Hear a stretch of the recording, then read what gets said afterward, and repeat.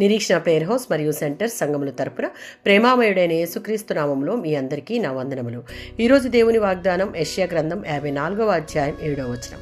నిమిషమాత్రము నిన్ను విసర్జించితిని, గొప్ప వాత్సల్యముతో నిన్ను సమకూర్చెదను. యెషయా గ్రంథం 54వ అధ్యాయం 6-5 వచనాలలో ఇశ్రాయేలు విడిచిపెట్టబడింది.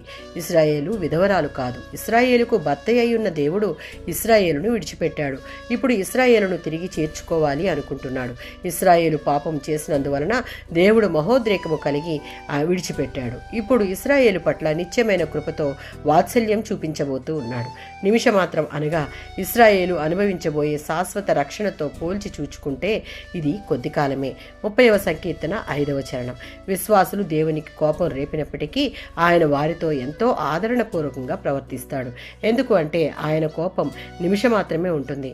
మనం మన తప్పులను గుర్తెరిగి పశ్చాత్తాపంతో తిరిగి దేవుని పాదాల దగ్గరికి వచ్చినప్పుడు, ఆయనను క్షమించమని కోరినప్పుడు తిరిగి ఆయన ప్రేమతో ఆదరించేవాడు, మహావాత్సల్యం చూపేవాడు. ఇది దేవుని లక్షణాలలో ఒకటి. దీనిని కనుపరచడం దేవునికి మహా ఇష్టం. దానికి మనం కలిగి ఉండాల్సింది పశ్చాత్తాపం. 103వ సంకీర్తన 3వ చరణం.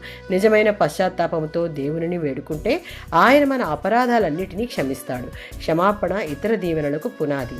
అది పొందుకోకపోతే ఇతర దీవెనలన్నిటినీ ఎక్కువ విలువ ఉండదు. దేవుని ఎడల విధేయత, భయభక్తులు కలిగి ఉంటే శాశ్వతమైన ప్రేమతో ప్రేమించే మన తండ్రి మనలను గొప్ప వాత్సల్యంతో తిరిగి సమకూరుస్తాడు. ఆమేన్.